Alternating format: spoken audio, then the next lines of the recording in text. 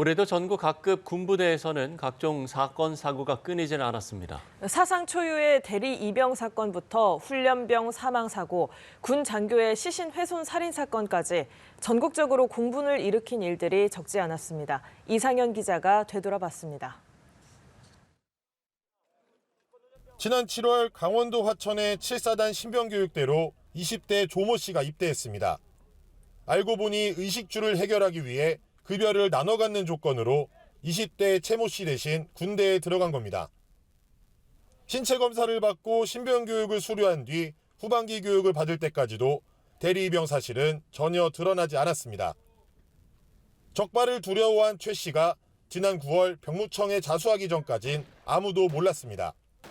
병역 의무 부과 과정에서 본인 여부를 확인합니다. 신분증을 가지고. 근데 그 과정에서 담당 직원이 본인 확인하는 그 과정을 소홀히 한 것으로 확인이 됩니다. 이에 앞서 지난 5월에는 육군 12사단 신병교육대에서 군기 훈련을 받던 훈련병이 숨진 사건이 발생했습니다. 전날 밤 떠들었다는 이유로 군장에 책을 넣고 규정에 어긋난 얼차려를 받았던 사실이 뒤늦게 드러났습니다. 당시 얼차려를 지시했던 중대장과 부중대장은 다음 달 7일 1심 선고를 앞두고 있습니다. 조용한 시골 마을인 강원도 화천은 지난 11월 느닷없이 훼손된 시신 일부가 발견되며 발칵 뒤집어졌습니다.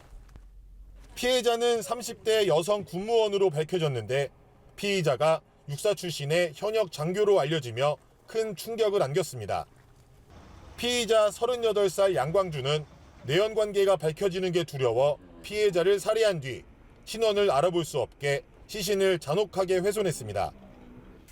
지난 5월 세종시에 있는 육군 32사단 신병교육대에서 수류탄 폭발 사고가 나 훈련병 1명이 숨졌고 10월에는 강원도 홍천에서 훈련 도중 산비탈에서 굴러떨어진 병사 1명이 제대로 된 구호 조치를 받지 못해 목숨을 잃었습니다.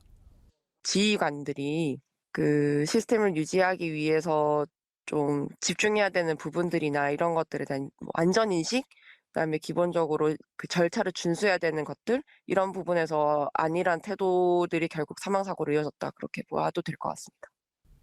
국민의 생명과 안전을 지켜야 하는 군이 오히려 국민을 위협하는 일은 더 이상 있어서는 안 된다는 목소리가 적지 않습니다. 연합뉴스 TV 이상현입니다.